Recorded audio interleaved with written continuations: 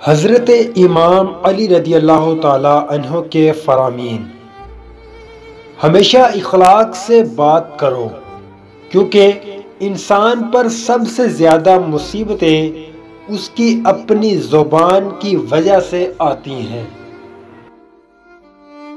تنگ دستی میں سخاوت کرنا،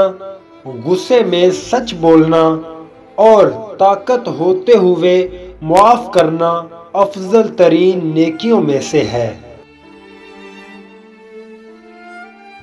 کسی کا ظرف دیکھنا ہو تو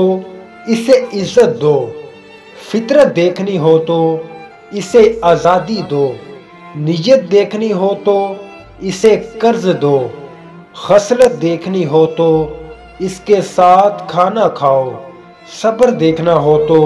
اس پر تنقید کر کے دیکھ لو، خلوص دیکھنا ہو تو اس سے مشورہ کر لو۔